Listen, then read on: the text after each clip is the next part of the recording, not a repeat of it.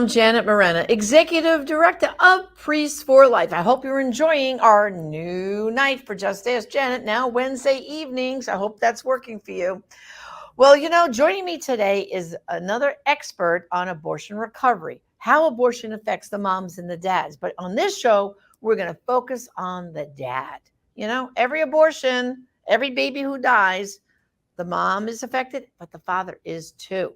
Well, joining me is a great expert in this field is Kevin Burke. He's co-founder of Rachel's Vineyard, along with his wonderful wife, Dr. Teresa Burke. And we are going to have some very important things for you to learn today. So let's introduce Kevin. Come on in, Kevin. Hi, Janet.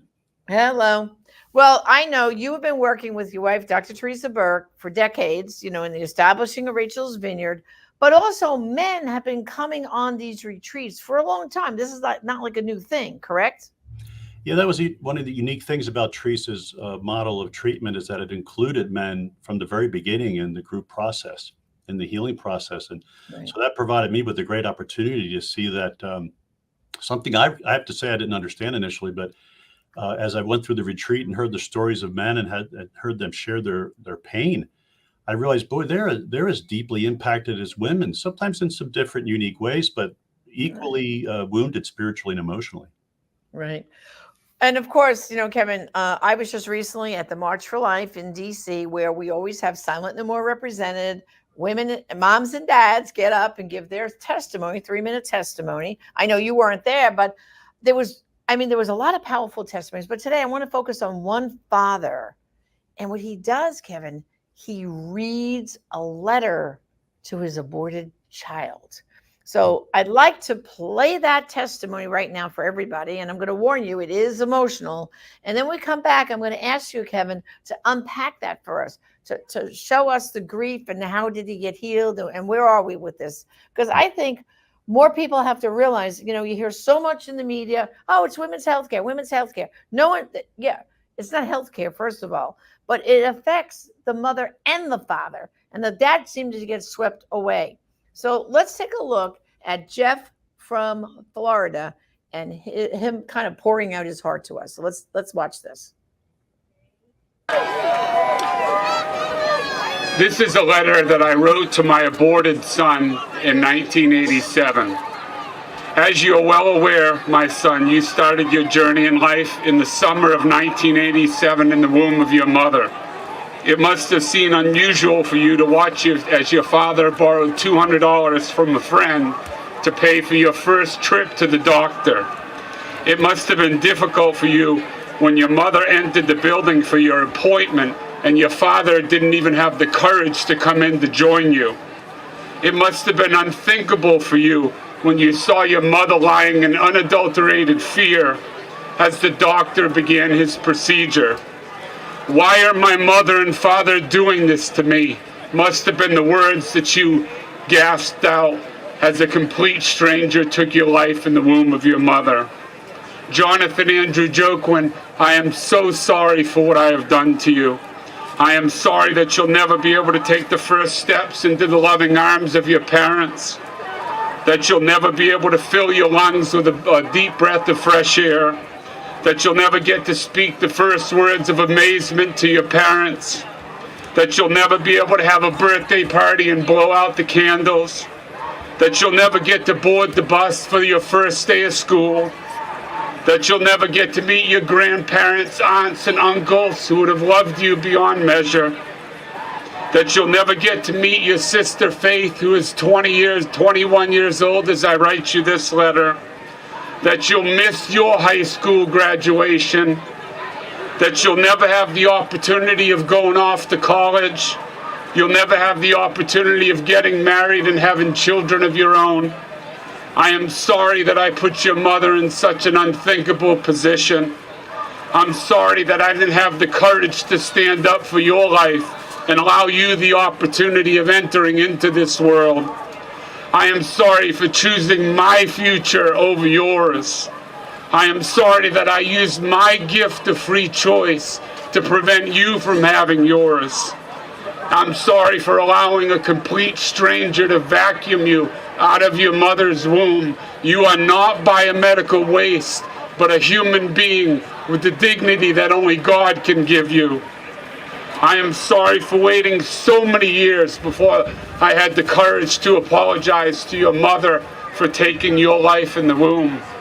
I am so sorry to you, my son, for not being the father that you deserve to have in life. I love you, my son, and I hope one day to meet you in heaven. God bless you, brothers and sisters, and thank you.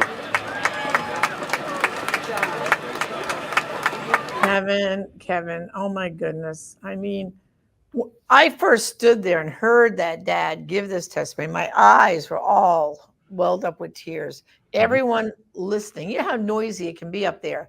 There was like a quietness of people just frozen like this and listening to him. I mean, I've heard a lot of testimonies, over the years of men, dads, but this one where he's going item by item of showing how he robbed this baby of a future. Oh my goodness. So Kevin, now you're kind of like an expert in this field. What are some of the themes you can see that are going on there? Well, one of the first themes we can see is actually a fruit of healing.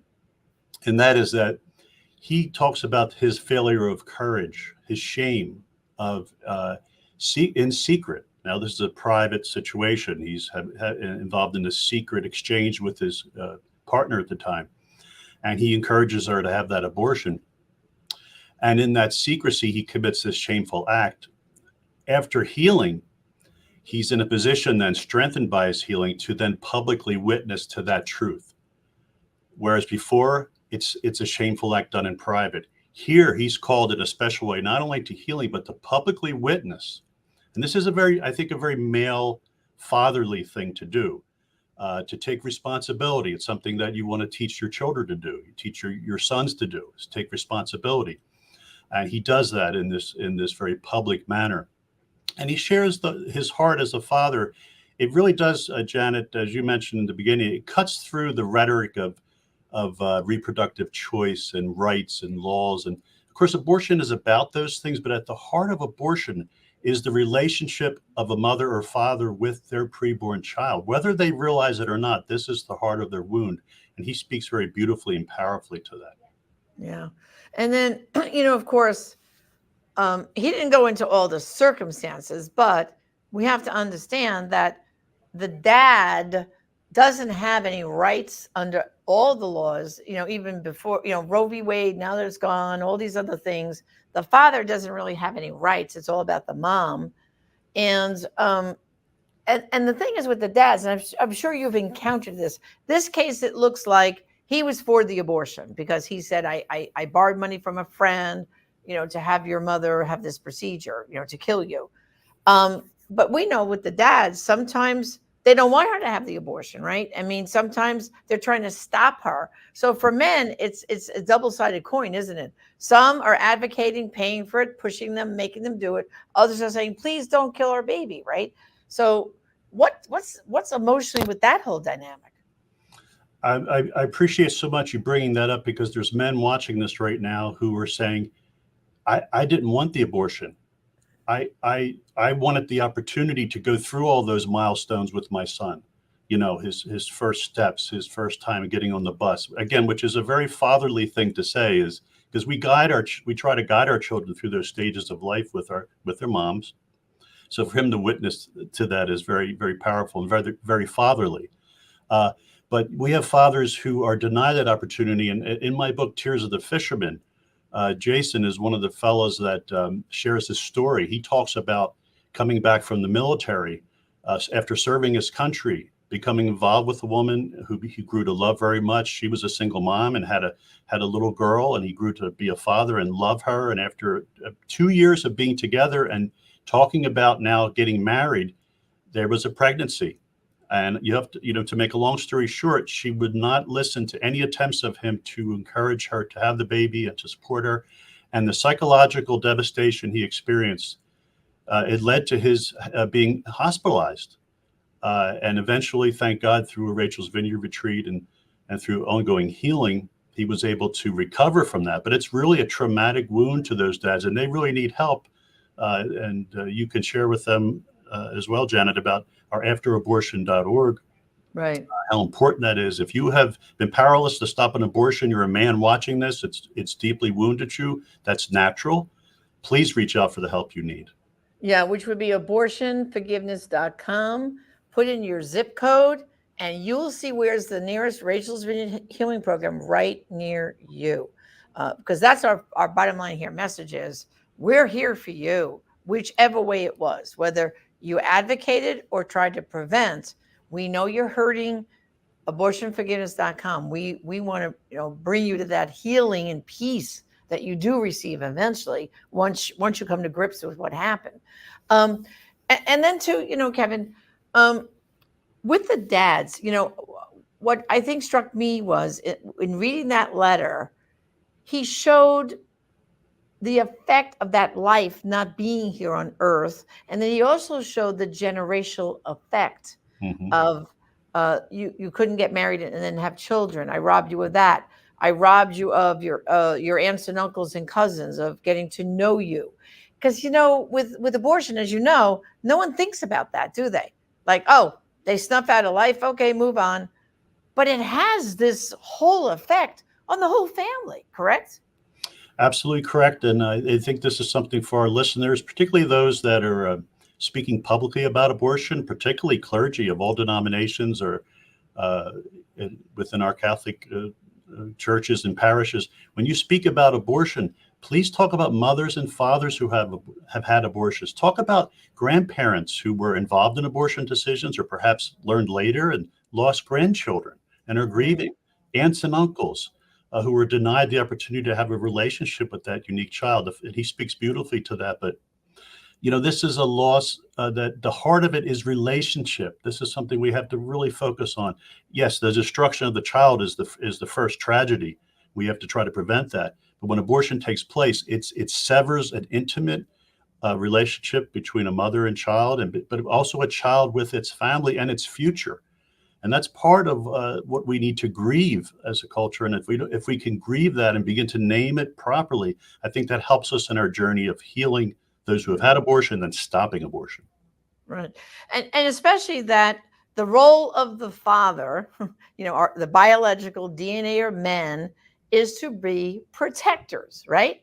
And so what does abortion do? It strips them, right, of that very core, like moms are supposed to be, we nurture, and you guys are the protectors of your wife, your girlfriend, your baby.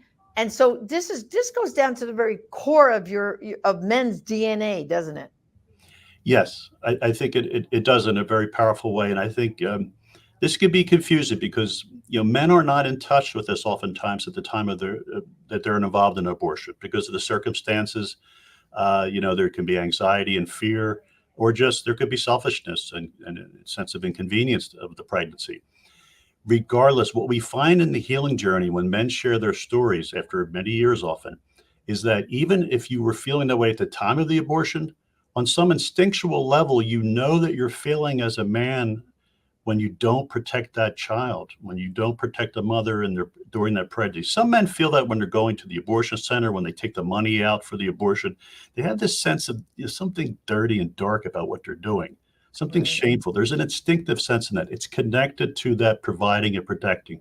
Now, both parents, of course, are called to do that, but men in a special way are called by God to really protect and care for those entrusted to them. And as Jeff acknowledged, that begins when you're beginning to have sexual relations. And that's why it's important for men to provide a commitment, and a sense for a woman to feel a sense of security in that relationship. So she knows you're going to be there after the conception takes place. So it really begins with the sexual intimacy, of course, as well. Well, and of course, with women, we talk about all the physical and psychological damage abortion does to them. But there's certain behaviors that men exhibit, and maybe for our listeners, we can talk about just a few of those, because if you have someone in your life and they're exhibiting this behavior, there could be, maybe you didn't have an abortion, but it could have been a girlfriend when they were in high school or college, right? I mean, that's very often the case that they begin to act worse as years go on, especially if they get married and start having a child. and they realize this is not my first kid, right? So what are some of those, quickly, just a little list, so people can begin to recognize, oh no, that's my brother. Oh, that's the way my uncle acts. Or what are some of those? Some recent studies of men in depression look at how one of the major symptoms of men who are struggling with depression is anger. So I think you'll see with men who have not dealt with this loss in their life, and perhaps they were involved in multiple abortions, you might see anger issues in their relationships with their living children, on the job place. And that can be a helpful way to, if they're reaching out for help for the anger, to ask, was there a pregnancy loss in your past? Sometimes this can crop up in subsequent relationships and difficulty being more intimate, being, that secretive activity can lead you to get involved in future relationships in secret kinds of affairs, or using drugs or alcohol. And those are ways that you could be acting out some of that shame and guilt, anxiety, depression. Right. Sleep disturbance can be an issue. Sexual difficulty, either being promiscuous or having difficulty with sexual performance, can be related to not dealing with a past abortion loss. Those are a few of the and then also too, I think addiction to pornography, gambling, being a workaholic, those kind of get lumped in too, of course, with abusing drugs and alcohol, like with the women. So I think, Kevin, our bottom line message here is to understand that every abortion is the death of a baby, but it is also the damage to a woman, a mom, and a dad. And we want people to be able to get help, healing, and especially that we're in this Lent season, people are being called to come back to their faith, come back to their religion, if they're Catholic, to come back to confession. The priests are there for you, but don't let the confessional be the last stop. After that, you need to do the grief work at Rachel's Vineyard, so that you can really, it's one thing to accept the fact that God forgives you, because his mercy is always there, and we know that. But isn't it, it's a bigger step to forgive yourself. That's what the Rachel's Vineyard does. It takes you beyond God's forgiveness. It reinforces God's forgiveness, but it helps you forgive yourself. Right, Kevin?